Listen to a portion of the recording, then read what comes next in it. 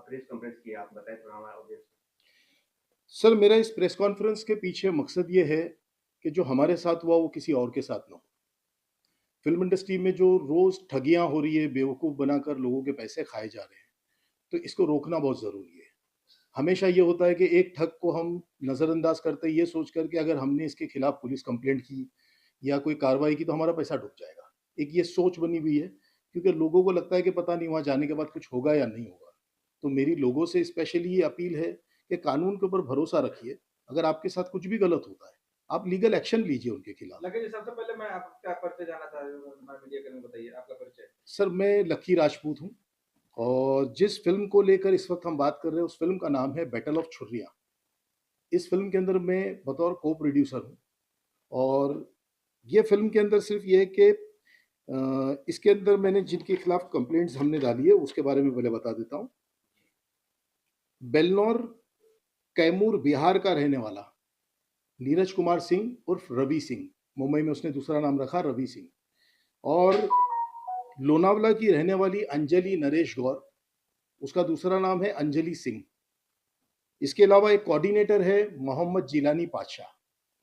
ये 3 लोग और इनके साथ दूसरे 3 लोग हैं जिनके खिलाफ हमने वर्सोवा पुलिस स्टेशन में एफआईआर दर्ज की है और एफआईआर दर्ज की है जिसके अंदर धाराएँ लगी है 316(2), 318(4), 338, 336(3), 340(2), 35। मतलब इन गंभीर धाराओं को ध्यान में रखते हुए आप ये समझ सकते हैं कि किस प्रकार के ये लोग चीटर होंगे। और आज की तारीख के अंदर पुराने तौर के ऊपर मुझे नहीं मालूम पहले क्या होता था, लेकिन आज की तारीख के अंदर जब किसी के ऊपर खिलाफ कोई चीटिंग का या फॉर्जरी का मामला दर्ज होता है, तो बहुत आसानी से नहीं होता है। अब पुलिस भी उसको पहले पूरा इन्वेस्टिगेशन करती है, उसके बाद आगे बढ़ती है। तो इसको सारी चीज़ों को प्रक्रियाओं को पूरा करने के बाद में जो है, ये एफआईआर रजिस्टर्ड हुई है। पुलिस वाले ने क्या आश्वासन दिया आपको? अब ये है कि फ़िल्म के विषय के ऊपर चीज़ों के ऊपर आता हूँ कि ये फ़िल्म जब हमारे पास में आई थी, तो ये बोला गया था कि फ़िल्म की शूटिंग कंप्लीट हो गई है। लेकिन हमें पोस्ट प्रोडक्शन के पैसे के लिए ज़रूरत पड़ गई है, हमारा पोस्ट प्रोडक्शन में काम अटक गया है। कुछ पैसों की ज़रूरत है, बस इतने में काम हो जाएगा, हमारी पिक्चर रिलीज़ हो जाएगी।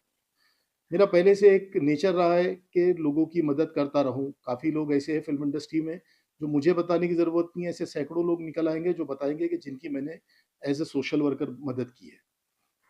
तो दिमाग में ये था कि चलो मदद भी होगी और साथ में बिज़नेस है, 2 पैसा हम भी कमाएँगे, कोई और भी कमाएगा। हमने इसके अंदर फाइनेंस के लिए उनको यस किया। लगे जी, क्या उसके कोई फोटो वोटो है आपका दोनों का? हाँ, बताता हूँ। तो अब ये है कि जिस वक़्त हमने ये फंडिंग के लिए यस किया था, तो साथ में ये था कि मेरे बड़े भाई जब मैंने उनको बोला इसको पैसा देने के लिए, पता नहीं मुझे अब लगता है कि मुझे वाक़ई में सीखने की ज़रूरत है बहुत कुछ, क्योंकि मेरे बड़े भाई ने इन लोगों की शक्ल देखते ही मुझे बोल दिया था कि ये लोग भरोसे के लायक नहीं दिख रहे। और उसमें से ये एक है नीरज कुमार सिंह, इसका नाम है नीरज कुमार सिंह, बम्बई में इसका दूसरा नाम है रवि सिंह। इसके अलावा जो है, ये है अंजलि नरेश गौर, इसका दूसरा नाम है अंजलि सिंह, ये खंडाला की लोनावला की रहने वाली है। इसके अलावा ये है कोऑर्डिनेटर मोहम्मद जिलानी पाशा। ये सब के खिलाफ धाराएं लागू हो गई है। ये दोनों बंटी बबली जो है, ये इनकी दूसरी और फोटोज है हमारे पास कुछ और ये सारी फोटोज है इनकी। अब ये लोग जो है, इनको फंडिंग के लिए जब हमने यस किया था तो हमारे बीच में एक एग्रीमेंट भी बना। एग्रीमेंट बनाने के टाइम पर ये तय था कि फिल्म की शूटिंग कंप्लीट हो गई है, किसी का कोई पैसा बाकी नहीं है। और जब किसी का कोई पैसा बाकी नहीं तो वो बाकायदा एग्रीमेंट में चीज़ें लिखी गई। जब हमसे इन्होंने कहा कि इस पिक्चर पे हमारे 7 करोड़ रुपए ऑलरेडी पहले से खर्च हो चुके हैं और जिसमें से 3.5 करोड़ रुपया दुबई से आया है, कैश आया है, हमारे पास बहुत सारे एविडेंसेस है इस बात के। हमने वो सारी चीज़ों को देखा कि पेमेंट इन्होंने लगाया और अगर इन्होंने कहा कि हमारा सारा पैसा क्लियर है सबके साथ, तो ज़बान के ऊपर कैसे भरोसा करेंगे? तो मैंने प्रोड्यूसर्स के सामने बात ये रखी थी कि आप जो है, अगर सबका पैसा दे चुके हो, तो उनकी सबकी हमें एनओसी प्रोवाइड कीजिए। इन्होंने हमको सबकी एनओसी प्रोवाइड की, एक्टरों की, टेक्नीशियंस की, वेंडर्स की, और हमने उसके हिसाब से एग्रीमेंट फॉर्मेलिटी पूरी की, इनको पैसा दे दिया। वक़्त कटता गया, जो बोला गया था वो समय के साथ चीज़ें हो नहीं रही थी। कितने साल से हो रही है? जी? कितने साल से मामला चल रहा है? सर, ये पेमेंट को अभी 1 साल से तो ये इश्यू क्रिएट हो गया है कि 1 साल जो इनको हमारे एग्रीमेंट के हिसाब से आपने तो कितने मार्च का साल हो लास्ट गए डेट, पेमेंट दिए हो, कितने साल हो गए आपको? पिछले 2024 में हमने पैसा दिया था। अब ये हो गया कि जब हमने इनके सामने एक-एक चीज़ें लेकर खड़े हो गए और इनके ऊपर फिर हमने अपनी तरफ से वो ज़िद करके खड़े हो गए कि हमको पिक्चर देखनी है। जब पिक्चर पूरी हो गई तो आप दिखा क्यों नहीं रहे हो पिक्चर? बार-बार बेवकूफ़ क्यों बना रहे हो? हर बार टेक्निकलिटियों में उलझा रहे हो, कुछ बहाने कर रहे हो। सर इस बीच वक़्त कटता गया और एक-एक कैरेक्टर की एंट्री होती गई। मतलब समझ लीजिए जैसे एक पुरानी फ़िल्म आई थी 26/11 बस उसके जैसा कुछ ड्रामे चल रहे हैं और रोज़ हम बेवकूफ़ बन रहे थे। एक समय के बाद में जो है हम परेशान होकर हमने पुलिस स्टेशन में कंप्लेंट डाल दी तो उस कंप्लेंट के बाद में फ़ॉलो अप लेने के लिए दोबारा पुलिस स्टेशन पहुँचा तो एक कैरेक्टर की एंट्री हुई, जिसने हमारी पब्लिक नोटिस देखकर जो है हमको ये किया था। हमने पब्लिक नोटिस कंप्लीट सिनेमा के अंदर डाल चुके थे, जिसमें मेरा मोबाइल नंबर और इसके अंदर मेरी मेल आईडी सब कुछ था। तो उन्होंने मुझे फ़ोन किया, मेरी उनसे मुलाकात हुई तो पता चला कि भाई उन्होंने कंप्लेंट की है। मैंने उनसे पूछा आपने किस बात की कंप्लेंट की है? जब कंप्लेंट के बारे में पूछा तो बोले सर हमारे पैसे नहीं मिले। तो मैंने उनको बोला सर आपने फिर एनओसी क्यों दिया साइन करके, जब आपको पैसा नहीं मिला है तो? तो बोले सर हमने कोई एनओसी नहीं दी। मैंने उनको एनओसी दिखाई, तो बोले सर ये एनओसी नहीं है, झूठी है, फेक है। फिर एक डाउट हुआ कि कुछ तो गड़बड़ है। हमने वहाँ से इन्वेस्टिगेशन करना शुरू किया, कई लोगों को बुलाया, कुछ को उनके थ्रू बुलाया, कुछ को हमने खुद फ़ोन किया। जो बंदे हमारे टेबल पर आए उन्होंने यही पुष्टि की कि ये एनओसी हमारी नहीं है, ये फेक एनओसी है। तब एक झटका लगा कि हमारे साथ तो फ़ॉर्जरी भी हो गई है। फिर हमने उनके साथ में बैठ के बातचीत रखी, प्रोड्यूसर और डायरेक्टर के साथ में कि आपने ये चीटिंग की, क्यों की ऐसी चीटिंग? अब वो चीटिंग क्यों की तो फिर उनके पास कोई जवाब नहीं था। फिर उन्होंने माफ़िया माँगना शुरू की। जो हर चोर हमेशा अपने आप को बाद में मजबूर दिखाता है कि मेरी ये मजबूरी थी, इसलिए मैंने ये किया, मेरी वो मजबूरी थी, इसलिए मैंने वो किया। लकी जी, मैं जानना चाहता हूँ प्रोड्यूसर, राइटर और बॉलीवुड में काफ़ी दिनों से काम कर रहे हो आप। बिन देखे हुए आपकी आवाज़ थोड़ी-सी बिन देखे आप प्रोड्यूसर, राइटर और बॉलीवुड में काफ़ी दिनों से आप काम कर रहे हो, राइट? अब बिन देखे हुए हम सामान भी नहीं खरीदते हैं, हम रोड पे जाते हैं तो। अब बिन देखे हुए करोड़ रुपए कैसे आपने दे दिए?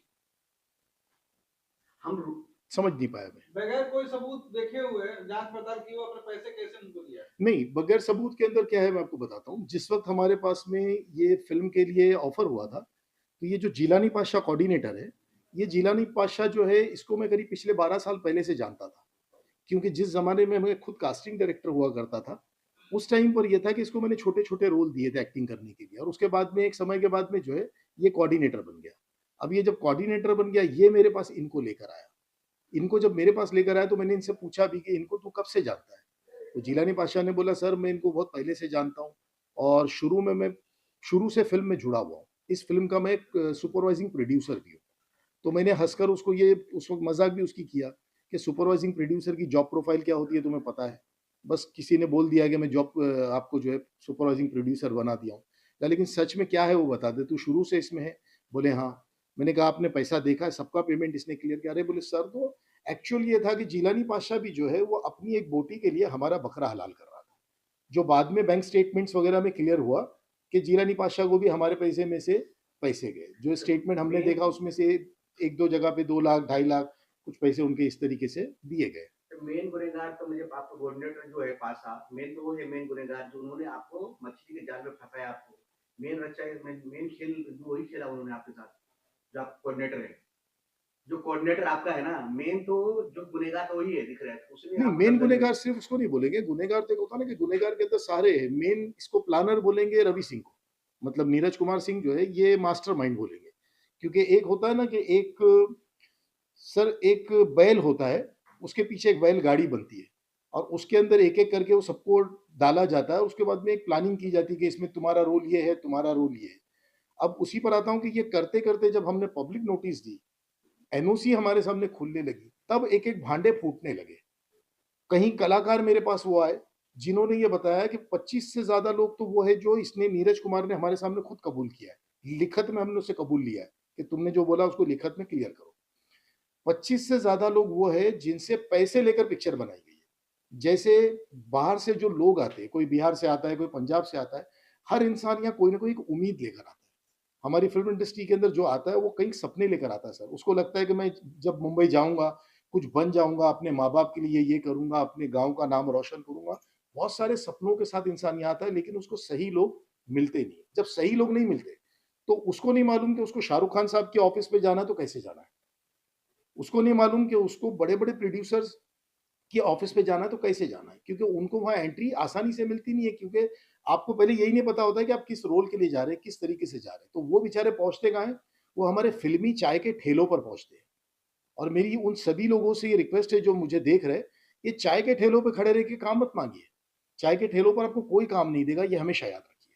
ये चाय के ठेलों पर जाके खड़े होते हैं और उस चाय के ठेलों के ऊपर इनको मिलता कौन है? इनको मिलता है एक ठग। वो ठग जो मिलता है खड़ा हुआ, ये नहीं कहूंगा कि सारे के सारे ठग खड़े होते हैं, लेकिन ज्यादातर ठग होते हैं। जेन्युइन लोग गिने चुने होते हैं जो बेचारे सच में चाय पीने आते हैं और उसी बीच कहीं बात हो गई तो बात हो रहा है। लेकिन ज्यादातर ठग लोग मिलते हैं और वो ठग लोग इनको ड्यूटी क्या देते हैं? इनके बीच दो लोग मिलकर बातचीत शुरू करते हैं। अरे तुम्हारी वो फिल्म बन रही है ना, तो उसका क्या हुआ, इसका क्या हुआ? इनके कान खड़े होते हैं, ये सोचते हैं ये काम का आदमी है, ये शायद हमें काम दिलाएगा। जबकि वो जो आदमी बड़ी बड़ी बातें कर रहा है, बड़ी बड़ी फेंक रहा है, सर उसके पास में कुछ भी नहीं है। ये वो लोग हैं जो खुद यहाँ एक्टर बनने आए थे, इनका काम नहीं हुआ। जैसे ये जिलानी पातशाह है, ये भी तो यहाँ एक्टर बनने आया था, मैंने ही उसको 4-5 बार काम दिया था, छोटे मोटे रोल। अब कोई बड़ा काम नहीं मिला, कुछ अच्छा काम नहीं मिला, तो धंधा शुरू किए ठगी का, कि इसको पकड़ो, इसका काम ये कराएंगे तो हमको ये पैसा मिलेगा। आप कैश दिए थे अब पैसा या ट्रांसफर किए थे पैसा जो आपने दिए थे? हाँ सर, पैसे जो दिए थे आपने कैश दिए थे नहीं हमने या वाइट ट्रांसफर पेमेंट किए? ट्रांसफर किया है, वाइट अच्छा, ट्रांजेक्शन इस से, फिल्म वो में सारी इस चीजें फिल्म हमने में लीगली। इस फिल्म में कलाकार कौन-कौन है? हाँ सर, इस फिल्म में कलाकार कौन-कौन है? हमने जितने दिए हैं और नहीं एक्टर कौन कौन है? एक्टर कौन कौन है? एक्टर कौन सर कौन है? इसमें एक्टर ज्यादातर जो है वो सब नए लोग हैं। 2-4 का नाम बताइए जो हेड हीरो हीरोइन का 2-4 नाम बताइए। सर एक्टरों के नाम तो मेरे को मुंह पे सबके याद नहीं है, इसलिए क्योंकि ऐसे कोई नाम नहीं है जो मार्केट में जाने पहचाने होते हैं। एक दो का नाम बताइए। ज्यादातर नए हैं। एक कोई मुमताज सोनकर एक एक्टर है जिनका नाम पता है, और इसी प्रकार से कुछ और नाम हो गया, तो शूटिंग फिर बीच शूटिंग में आपको कितने दिन एडिट की हुई करके है? डालना पड़ेगा, मैं फाइल में फिल्म से। की शूटिंग कितने दिन हुई है? हाँ सर, फिल्म की शूटिंग कितने दिन हुई है? सर फिल्म की शूटिंग तो एक जमाने से हो ही रही है और वो शूटिंग मेरे ख्याल से कभी खत्म ही नहीं हुई और शायद होगी भी नहीं, ऐसी समझ लीजिए। मैं आपको कुछ एक्टर के नाम मेरे एग्रीमेंट के अंदर है वो दिखा देता हूँ। मेरे पास बहुत सारे नाम उसके अंदर आपको मिल जाएंगे जो मैंने एग्रीमेंट में डाले थे उस हिसाब से।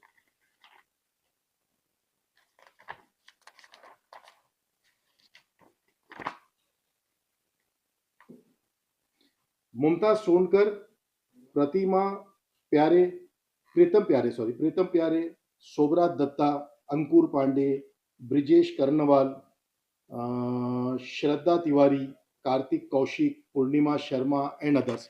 इस तरीके से इसमें काफ़ी एक्टर लोग हैं और इसमें से जो नाम मैंने लिया इसमें से कुछ लोग वो भी है जिन्होंने पुलिस स्टेशन में अपने स्टेटमेंट्स भी रिकॉर्ड कराए कि हाँ सर ये एनओसीज जो दी गई है ये फेक है। अब इसके बाद में मेरे पास में कई ऐसे एक्टर आए जिन्होंने, उसमें से एक बंदे ने मेरे को बोला सर मैंने 8 लाख रुपए सामने से दिए हैं, मुझसे ये 8 लाख रुपए फाइनेंस के तौर पे लिए गए, मुझे बोला कि आप 8 लाख तुम दे दो, इसके बदले में तुमको जो है 15 लाख दे देंगे और साथ में एक्टिंग के लिए काम दे रहे उसके भी पैसे देंगे। अब 3 साल से उस बेचारे की हालत ये है कि उसके पास किराया भरने के पैसे नहीं है, ना तो उसको उसके एक्टिंग के पैसे मिले, ना उसको वो 8 लाख के पैसे मिले। अब ऐसे एक-एक करके जो लोग आना शुरू हुए, किसी के 1.5 लाख है, किसी के 3 लाख है, किसी के 5 लाख है, तब समझ में आने लगा कि पूरा के पूरा फर्जीवाड़ा है। पिक्चर जो बनी है वो सिर्फ ऐसे ही बेचारे गरीबों को बेवकूफ बनाकर पैसे लेकर पिक्चर बनाई तो गई मैं है। जानना चाहता हूँ सर, जो डायरेक्टर जो है, जो हाँ, डायरेक्टर है मेन, जो प्रोड्यूसर है, उनसे आपने जब विचार किए, क्या उन्होंने बोला? आपको राय क्या दिया उन्होंने? क्या राय विचार दिया आपको? डायरेक्टर जो है शो का, पिक्चर का, डायरेक्टर का आप थोड़ा-सा कैमरा आप वाला नीचे करेंगे तो मेरे को आपकी लिप्स मूवमेंट भी दिख जो जाएगी। डायरेक्टर है आपका पिक्चर का, जी। डायरेक्टर और जो प्रोड्यूसर है, आप उनसे जब बोले ये सब बात, तो उन्होंने क्या हेल्प किया या क्या बोला आपको इसके बारे में? सर उन्होंने सिर्फ हमारे पास में माफिया माँगी, बल्कि ये हुआ कि हमने इनसे फ़ोन पे बात जो की, हमने उनकी फ़ोन पे बात की, सारी फ़ोन कॉल्स हमारी रिकॉर्ड हुई है उनकी। अब रिकॉर्ड होने के बाद में इन्वेस्टर्स और हम सब बैठे, साथ में बैठ के उनके सामने ये बातें रखे, चीज़ें एक्सपोज़ हुई कि आपने ये किया, आपने ये किया, आपने ये किया, और उसके बाद उनके पास कोई चॉइस नहीं थी। उन्होंने माफ़ी माँग कर एक समय माँगा कि सर इतने दिन का टाइम दीजिए, हम पैसा देते। तो हमने उनसे बोला कि आप हर बार जो बोलते हो, ज़बान से बोलते हो और सिर्फ़ झूठ बोलते हो। आपकी बात पे भरोसा करें तो कैसे करें? तो बेहतर है कि आप हमको ईमेल पे इसकी कन्फर्मेशन दो। हमने ईमेल पर उनसे कन्फर्मेशन ली। फिर उन्होंने एक टाइम दिया कि 10 दिन बाद पैसे दे देंगे। वो 10 दिन निकल गए, फिर 40 दिन बाद, मतलब हमने डबल से मीटिंग की, फिर से बातचीत हुई, फिर से सारी झूठ की नया जो खुलासा हुआ वो भी ईमेल पे डाला गया। फिर उन्होंने ईमेल के ऊपर ईमेल डाला और उसके बाद बोला कि सर हमको एक 25 जून की तारीख दे दो, हम पैसा दे देंगे, पिक्चर पूरी हो गई है। तो हमने उनसे बोला कि एक काम करो, आप हमको पिक्चर पूरी दिखा दो पहले। सारे बहानेबाजियाँ हुई और बहानेबाजी के बाद स्टूडियो भी हमने ही बुक किया अपने लोगों को लेके और चीज़ें दिखाई। तो उस दिन भांडा फूटा कि पिक्चर में तो अभी बहुत कुछ बाकी है और पिक्चर के ऊपर करोड़ों रुपए का तो लायबिलिटी बाकी है। तो पिक्चर का पैसा जा कहाँ रहा है? मतलब सिर्फ लोगों से पैसा लेके जो है, मतलब 10 रुपए की पिक्चर है और लोगों को बेवकूफ़ बना के उनसे 200 रुपए जमा कर लिए गए। वही तो हम ये जानना तय है कि चाहते हैं पिक्चर सर। कल को रिलीज होगी भी कि नहीं, बोल नहीं सकते। हम तो ये भी जानना चाहते हैं, आपने पिक्चर देखा नहीं, कुछ नहीं किया, स्टार कास्ट पिक्चर नहीं, के हमने फुटेज देखे थे शुरू में। स्टार कास्ट भी कोई बने नहीं, तो करोड़ स्टार रुपए कास्ट आपने हमको पहले से ही क्लियर थी कि इस टाइप की स्टार करोड़ कास्ट रुपए है। आप कैसे दे देते हैं? आप करोड़ रुपए कैसे दे दिया? आपने यही जानना था कि कोई स्टार कास्ट में बने हैं, डायरेक्टर भी वो भी आपको खास नहीं है, तो ऐसा है कि जब पिक्चर कंप्लीट हो गई थी, पिक्चर कंप्लीट हो गई थी और हमारे सामने ये रखा गया था कि सिर्फ पोस्ट में अटकी हुई है, कुछ पैसों की जरूरत है, इससे हमारा काम हो जाएगा। और कोई भी बिजनेसमैन को ये दिखता है ना कि चलो सब कुछ ओके दिख रहा है और साथ में दिसंबर 2024 में पिक्चर रिलीज होने वाली है। सिर्फ आपको जब ये बोला जाए कि सर मेरा डबिंग का और वीएफएक्स का ही काम बचा है, बाकी सब कंप्लीट हो गया है, तो आपको एक कॉन्फिडेंस ये बन जाता है कि नहीं, बंदे ने पिक्चर जितनी बनाई है और उस पर ऑलरेडी पैसा लगा हुआ है। अब अगर आपके सामने एक सिचुएशन ये होती है कि सर 10 रुपये की पिक्चर है, 1 रुपया आपको लगाना है, 9 रुपया तो हम पहले ही लगा चुके हैं, तो आपको एक सेफ्टी ये दिखती है कि हाँ, ठीक है, 1 रुपया तो लगाना है, पैसा आ जाएगा। और कहीं पर एक विश्वास नाम की चीज होती है, जब आपको एक विश्वास बनता है कि सामने वाले की बातें में, तो ये ठगों की कई बार सीखने अभी अभी मिला है कि ठगों की बातें इतनी अच्छी होती है कि ऐसा लगता है कि नहीं यार, ये बेचारा सच बोल रहा है। तो वो सच जो है, वो कहीं ना कहीं मतलब विश्वासघात का रूप ले गया, ऐसा बोल सकते हैं। आम जनता को आप क्या मैसेज दें? आपने धोखा जो सर हुआ है, मेरी क्या अभी मदद इसके अंदर जो करेंगे? डिमांड है वो ये है कि हमारी ये प्रेस कॉन्फ्रेंस हमने इस पर्पज से नहीं किया है कि इस प्रेस कॉन्फ्रेंस के माध्यम से हमारा पैसा वसूल होगा, ये नहीं है। इस प्रेस कॉन्फ्रेंस के पीछे मेरा इंटेंशन सिर्फ ये है कि जो लोग रोज ठगे जा रहे हैं, मैं उनको ये संदेश देना चाह रहा हूं कि आपको ये सब गलतियां नहीं करनी है, जो हमारे साथ हुआ एटलीस्ट किसी और के साथ ना हो। इंपॉर्टेंट चीज ये है, क्योंकि ऐसे लोगों के पीछे कार्रवाई नहीं करेंगे तो ये चोर तो रोज बढ़ते ही रहेंगे बाजार में और खत्म ही नहीं होगा ये सिलसिला। आप ये समझ के चलिए, ऐसे कहीं के लोग हैं, हमने ये कोई पहला प्रोजेक्ट नहीं है हमारा, हमने इसके पहले भी ऐसे कहीं प्रोजेक्ट किए जिसमें से कहीं प्रोजेक्ट के अंदर हम ठगे भी गए, लेकिन वो हमें एक्सपीरियंस के तौर पे मिलते गए। पहली बार जाके मैं एग्रेसिव हुआ कि नहीं, मैं अब पब्लिक को मैसेज दूंगा कि इस तरीके के जो ठग लोग हैं इनके खिलाफ कार्रवाई की जाए। वरना होता क्या है कि हम बैठे रहते कि इंतजार में कि नहीं ये होगा आएगा। ऐसे ही हमने एक तमिल चैनल के टीवी शो था, कलर्स चैनल का, उसमें भी हमने पैसा दिया था, सामने प्रोड्यूसर ने हमारे साथ चीटिंग कर गया लास्ट में। आखिरी के अंदर क्या हुआ, एक टाइम देता गया, चेक देता गया, फिर चेक बाउंस होते गए, फिर समय देता गया, करते करते 2-2 साल निकाल लेते।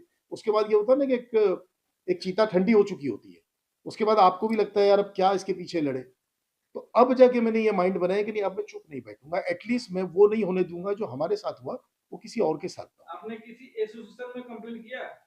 हमने हमारी एसोसिएशन है इंपा एसोसिएशन, उसमें भी शिकायत दर्ज कर दी और हमने हमारी फिल्म इंडस्ट्री की कई एसोसिएशनों को कंप्लेंट भेज दी है। और आपके माध्यम से भी जहाँ तक नहीं पहुंची है वो कहूंगा कि उनको भी पहुंचे कि इस प्रकार के जो लोग हैं इनके ऊपर प्रतिबंध लगाया जाए। ऐसे actor technician, fake actor technicians और प्रोड्यूसर्स को बैंड किया जाए, क्योंकि हकीकत में ये एक्टर भी नहीं है, ये टेक्नीशियन भी नहीं है और सर ये प्रोड्यूसर भी नहीं है, ये तो ठग लोग हैं। जो जेन्युइनली प्रोड्यूसर है, जो डायरेक्टर है, जो एक्टर है, उनका अपना एक सम्मान है। वो ये चिंदीगिरी और चिंदी चोरियां नहीं करते। उनको ये पता है कि वो ही बोलेंगे जो वो कर सकते हैं। जो वो कर नहीं सकते उसकी हाँकेंगे नहीं। और इनका कैसा है कि सब बड़ी-बड़ी फेंकते हैं यहाँ आके, मुंबई में आके। इनके पास में घर में जो है ना सर, ढंग की चादर नहीं है ओढ़ने के लिए। लेकिन ये मुंबई आकर आपके सामने बड़ी-बड़ी फेंकते हैं। वहाँ इनकी बहुत बड़ी हवेली है, इनका ताज है, ये है, वो है, और हम बातों में आ जाते हैं और हमको लगता है कि यार मरता क्या नहीं करता, यही मुझे पार कराएगा। अभी ये जो जब बंटी बबली जिससे चर्चा कर रहे हैं, ये दोनों है कहाँ अभी? सर बंटी बबली फिलहाल तो मुंबई के अंदर ही है, लेकिन अभी नए कानून के हिसाब से बहुत सारे प्रोटोकॉल्स आ गए।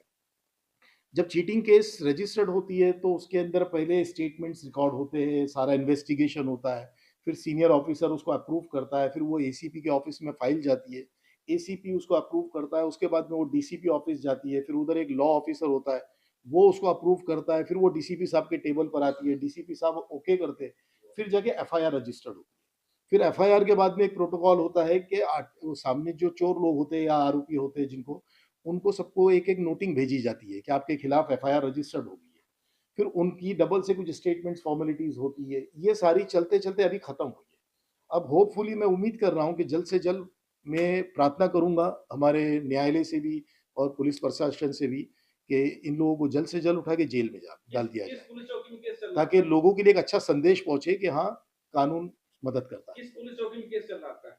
वर्सोवा पुलिस स्टेशन के अंदर ये केस रजिस्टर्ड किया गया है और धाराएँ मैंने आपको बताया जो लगी है।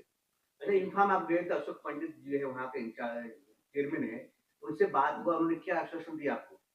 सर जो पहले इसमें इन्वेस्टिगेशन ऑफिसर था, पहले जो इन्वेस्टिगेशन ऑफिसर था, उसके बारे में तो फिलहाल मैं कुछ कहना नहीं चाह रहा हूँ। लेकिन ये है कि जो अभी सीनियर ऑफिसर है वहाँ पर, नहीं, इंफा की बात करें, इंफा इंपा की ना, इम्पा के जो प्रेसिडेंट है अभय सिन्हा, सर इंपा को तो अभी हमने ईमेल किया है, इंपा को भी हमने ईमेल किया है, इंपा ने वहाँ से उनकी डिटेल्स मांगी है। थैंक यू सर जानकारी देने के लिए। जाते हैं तो कुछ इंपा को हमने जो मेल किया है, तो इंपा ने हमको वहाँ से डिटेल्स उनकी भेजने के लिए बोली है। लेकिन इससे पहले कि इंपा कोई अपना कमेंट डालती, इन्होंने अपनी तरफ से एक उसके अंदर ईमेल डाला कि नहीं सर हम पैसा देने के लिए तैयार है। लेकिन पैसा देने के लिए तैयार है, ये शब्द हम 1 साल से सुन रहे हैं। इनकी ये झांसेबाज लोगों का खास बात ये है कि पैसा देते नहीं है, सिर्फ पैसा देने तैयार है बोलते रहते हैं और समय काटते हैं। तो अभी इंपा को आगे की कार्रवाई के लिए हमने रिक्वेस्ट की हुई है। Thank you sir. उम्मीद है कि जल्दी कुछ कार्रवाई होगी। हमें उम्मीद है कि आपका